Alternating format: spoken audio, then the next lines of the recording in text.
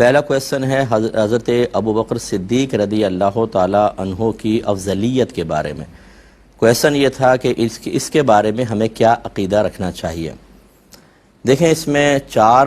مذاہب ہیں، یوں کہہ لیں کہ چار اس کی صورتیں ہیں اس مسئلے کی، جن میں سے دو بالکل حق ہیں اور دو ناحق ہیں۔ پہلی دو کو اگر کوئی تسلیم کرے گا تو وہ بالکل حق پر ہے، اور ضروریات اہل سنت سے چونکہ اس مسئلے کا تعلق ہے، لہٰذا اہل سنت میں قائم رہنے کے لیے اسے ان دو عقیدوں پر قائم رہنا ہوگا۔ اور آخری دو جس کو میں ناحق کہہ رہا ہوں وہ ہیں کہ اگر کوئی ان کو مانتا ہے اس سلسلے میں تو وہ اہل سنت سے خارج ہوگا، کیونکہ وہ ضروریات اہل سنت کا میں سے ایک مسئلے کا انکار کرنے والا ہے۔ اب پہلے اس بات کو یوں سمجھ لیں کہ جمہور جو ہوتے ہیں وہ میجورٹی کو جمہور کہا جاتا ہے، اور یہ دو طرح کے ہوتے ہیں۔ مثال کے طور پہ کسی مسئلے میں 100 آدمیوں کا اختلاف ہوا،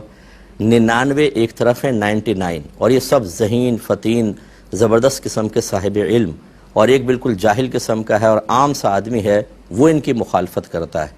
تو اب جو میجورٹی ہوتی ہے اس کو جمہور کہتے ہیں، جو کم ہے اس کو مائنورٹی کہتے ہیں۔ تو ہم کہیں گے کہ یہ ایک آدمی اور یہاں 99 اور وہ بھی بہترین قسم کے، تو لہٰذا اس سے ایک کا کوئی بھی اعتبار نہیں، اس کا اعتبار ہوگا، ان جمہور کا اعتبار ہوگا۔ اور اتنی جو یہ بڑے جمہور ہوتے ہیں ان کو سواد اعظم کہتے ہیں، بڑی جماعت۔ اور ایک جمہور کا مفہوم یہ ہوتا ہے، وہی جسے عام ہے کہ ایک طرف زیادہ ایک طرف کم، لیکن جس طرف کم ہوتے ہیں وہ بھی قابل التفات ہوتے ہیں، انہیں نظر انداز نہیں کیا جا سکتا۔ جیسے 60-40 کا ریشو ہو، 60 ادھر ہو گئے 40 ادھر، 70-30، 70 ادھر 30 ادھر، لیکن 30 اور 40 بھی بڑی تعداد ہوتی ہے اور ان کو نظر انداز نہیں کیا جا سکتا۔ یہ ذرا ذہن میں رکھ لیں۔ اب افضلیت صدیق اکبر رضی اللہ تعالی عنہ کا جو متفق علیہ مسئلہ ہے وہ یہ ہے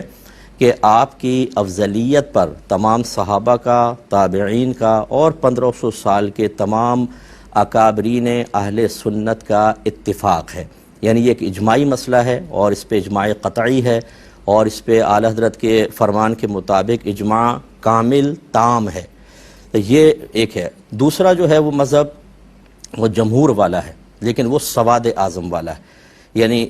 بعض نے قول کہا کہ خلاف بھی ہے، تو لیکن وہ اس طرف جو جانب مخالف ہیں وہ اتنے کم ہیں کہ کل معدوم، اور اس طرف ایک بہت بڑی جماعت ہے جس کو سواد اعظم کہا جائے گا، تو لہٰذا وہ اتنے قلیل ہیں ان کو نظر انداز کر دیا جائے گا۔ اگر کوئی اس بات کا بھی قائل ہے کہ صدیق اکبر رضی اللہ تعالی عنہ کی افضلیت اتنے زیادہ جمہور سے ہے کہ ان کی جانب مخالف نظر انداز کر دینے کے قابل ہے، تب بھی وہ بالکل حق پر ہے، اور یہ دونوں پر اگر کوئی قائم رہے گا تو سمجھ لیں وہ اہل سنت میں شمار کیا جائے گا۔ یہ اعلیٰ حضرت کی ایک عبارت ہے فتاوی رضویہ کی 28ویں جلد میں، ذرا میں آپ کو عرض کر دیتا ہوں، جس میں آپ نے ان دونوں چیزوں کا بیان کیا ہے۔ آپ ارشاد فرماتے ہیں کہ اس باب میں ہماری اولین سند جس پر ہمارا اعتماد ہے تمام صحابہ اور اچھے طریقے پر ان کی پیروی کرنے والے تمام تابعین کا اجماع ہے، یعنی اتفاق ہے، جیسا کہ امام شافعی، پھر امام بہقی، پھر دیگر ائمہ نے اسے نقل کیا، اور اسی پر امام بخاری وغیرہ کی احادیث دلالت کرتی ہیں، جیسا کہ میں نے اپنی کتاب میں مفصل بیان کیا ہے۔ اور اس امر پہ میں نے دلیل قائم کی ہے کہ اجماع تام کامل ہے، اور یہ کہ جو خلاف علامہ ابو عمر بن عبد البر نے ذکر کیا، یہ ایک محدث گزرے ہیں،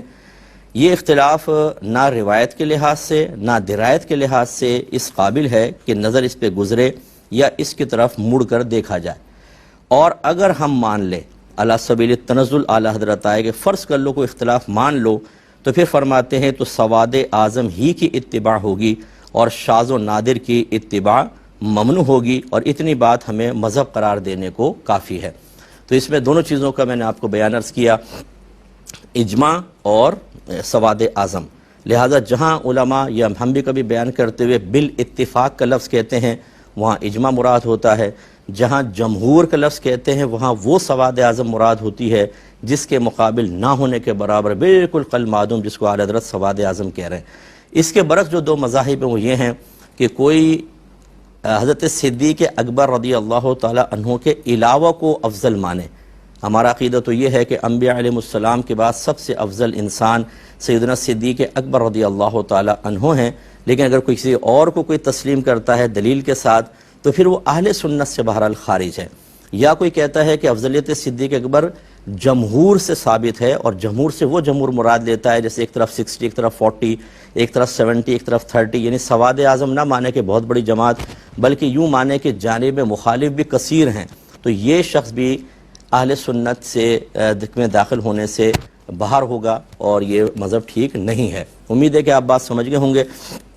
لیکن جب پبلک میں بیان کریں تو یہ میں نے بھی 2-3 دفعہ اس طرح جمہور کا لفظ استعمال کیا، بہتر یہ ہے کہ اجماع اور اتفاق کا لفظ استعمال کیا جائے، کیونکہ جب ہم جمہور کہیں گے تو ہو سکتا ہے سننے والے کے ذہن میں یہ والا جمہور آ جائے سواد اعظم کے بغیر، اس لیے بہتر یہ ہے کہ دوسرا لفظ استعمال کیا جائے۔ میں بھی انشاءاللہ آخر بعد میں یعنی اب نیکسٹ ٹائم اس میں احتیاط کروں گا۔ اور